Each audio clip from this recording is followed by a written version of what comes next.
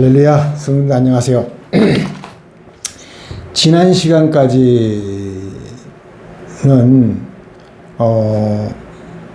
성경의 본질에 대해서 많이 얘기를 했고, 또 목사님들이 왜 죄를 짓는지에 대해서도 얘기했습니다.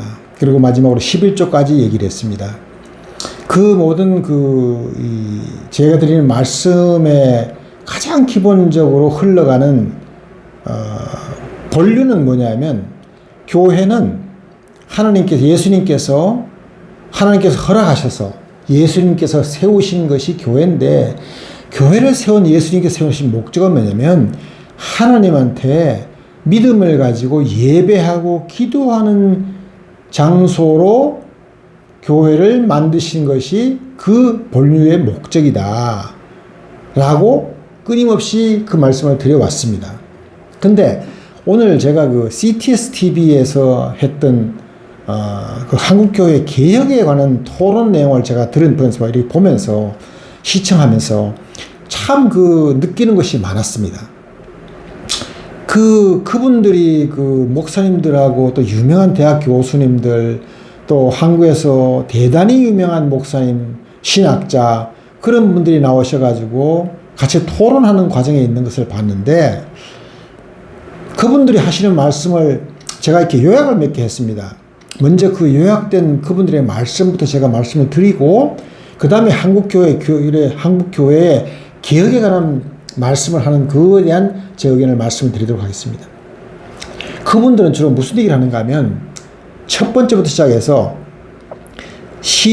그러니까 한국교회가 개혁되지 못하고 잘못된 길로 가고 있는 원인이 뭔지, 또 앞으로 그것이 어떻게 개선되고 바뀌어져야 되는 것에 대한 얘기를 하시는 것이 그분들의 얘기의 요점입니다.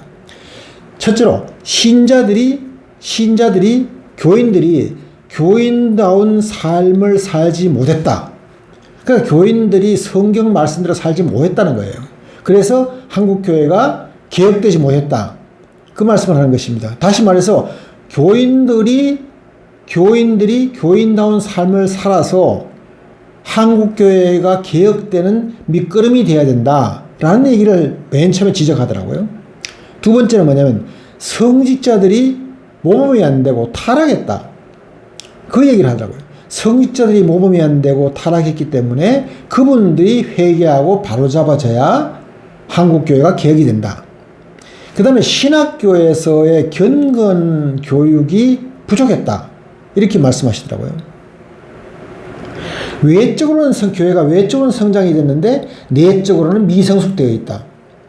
또 예수님을 닮아가야 되는데 자기 그 점에 대해서 신도들이 많이 부족하다. 성직자도 많이 부족하다. 그 얘기를 하는 거예요. 예수님을 닮아간다.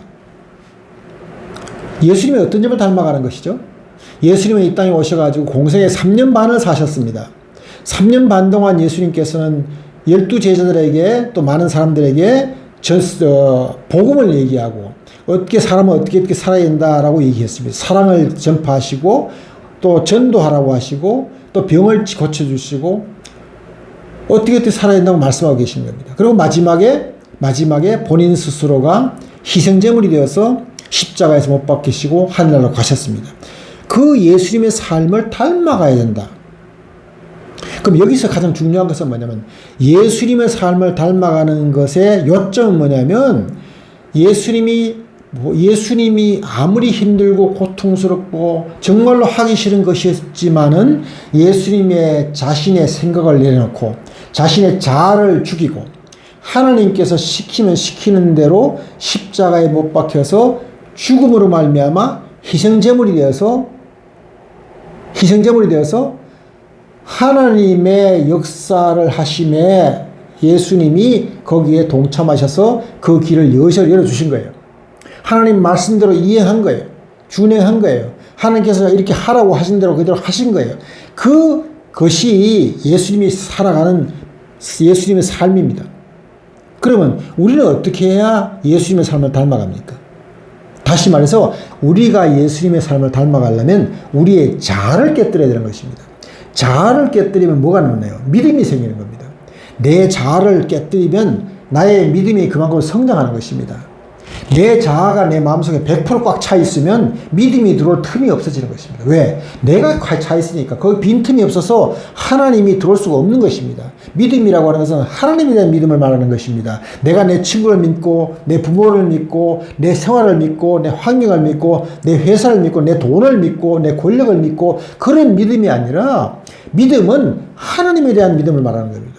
내 자아가 깨어지지 않으면 내 자아가 100% 차 있으면 하나님의 믿음은 단 0%도 내 마음속에 들어올 수가 없는 것입니다. 그런데 예수님은 어떻게 하셨습니까?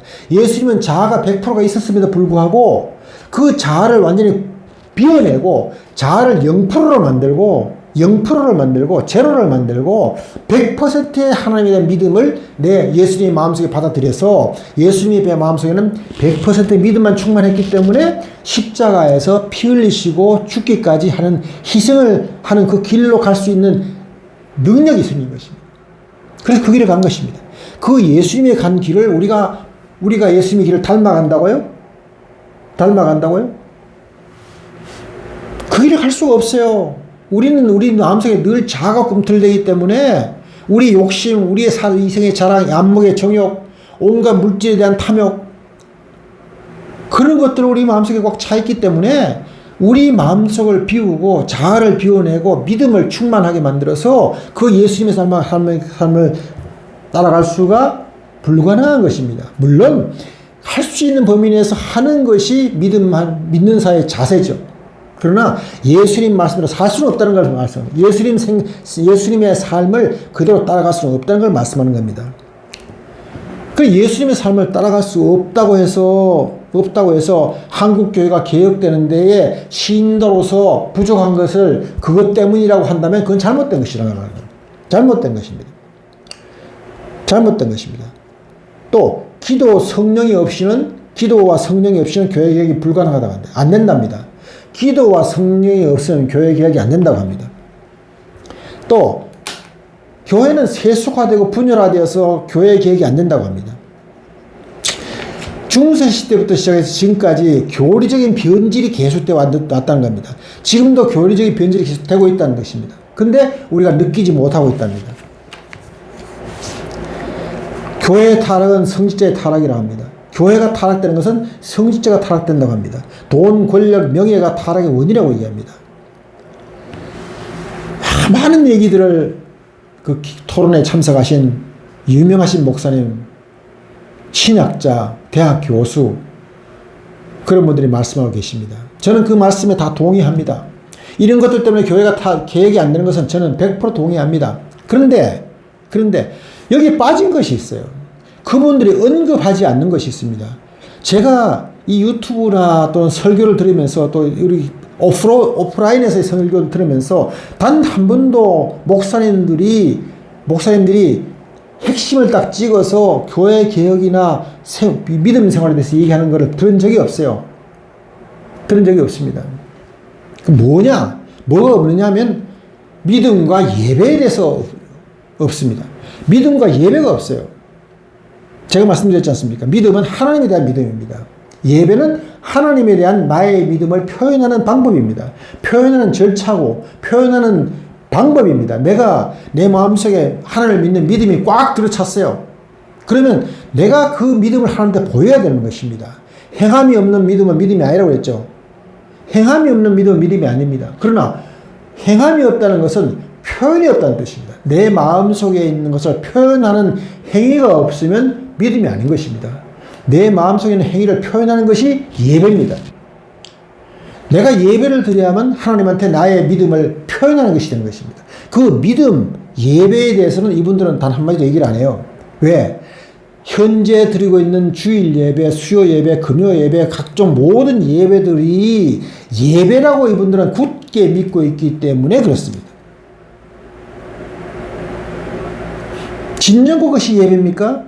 그건 교육입니다. 제가 누차 얘기했습니다. 그것은 교육입니다. 성령에 대한 교육입니다. 하나님 말씀에 대한 교육입니다. 그래서 어떤 목사님은 어떤 목사님은 비유법으로 말하고, 어떤 목사님은 직설적으로 말하고, 어떤 목사님은 간접적으로 말하고, 어떤 목사님은 유행가도 부르기도 하고, 어떤 목사님은 시를 읽기도 하고, 어떤 목사님은 다른 방법, 모든 방법을 동원해서 그 설교 말씀을 해석하고 교육하는 것입니다. 그것이 예배입니다. 그것이 현재 상태 드리는 예배입니다. 그러나 하나님께서 원하시는 예배는 아닙니다.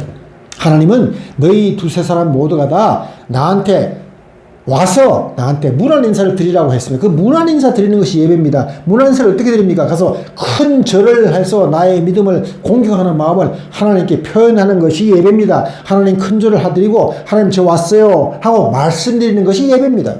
그 예배에 대해서는 이분들은 단 한마디도 언급하지 않습니다. 또 중세시대에 캐톨릭이 온 세상을 지배했을 때에 교황만이 오로지 옳은 사람이고 교황 한 사람만이 성경을 해석할 수 있는 권세를 누리던 그 시대에서 그 시대가 잘못됐다고 해가지고 마르틴 루터가 종교개혁을 합니다. 종교개혁을 할 때에 마르틴 루터가 주장한 것이 5대 솔라입니다. 5가지의 솔라입니다. 솔라는 뜻은 오직이라는 뜻입니다. 오직. 오직 5가지의 근본이 교회 개혁의, 종교 개혁의 바탕이 된 것입니다. 그 5가지가 뭐냐면, 첫째, 오직 성경으로. 오직 성경 말씀만 믿지 않은 거예요. 오직 성경으로. 오직 그리스도, 예수 그리스도 한 분으로. 오직 믿음으로. 오직 은혜로. 오직 하나님께만 영광을 돌린다. 이 5가지의, 오직 5가지의 것이 교회의 근본이다. 이렇게 해야 종교개혁이 일어난다고 말합니다. 오늘날도 많은 목사님들이 이 5대 솔라로 돌아가야만 한국 교회가 개혁이 된다고 말씀하시는 겁니다. 그러나 저는 아닙니다. 중세시대 때의 그 타락한 카톨릭을 개혁해서 루터가 개혁을 해가지고 종교개혁을 해서 신교를 만들어냈습니다. 그 신교는 타락하지 않았습니까? 그 신교도 타락했습니다. 캐톨릭도 타락하고 신교도 타락했습니다. 왜 그렇습니까? 둘 다 타락했어요. 개혁이 이루어진 게 없습니다.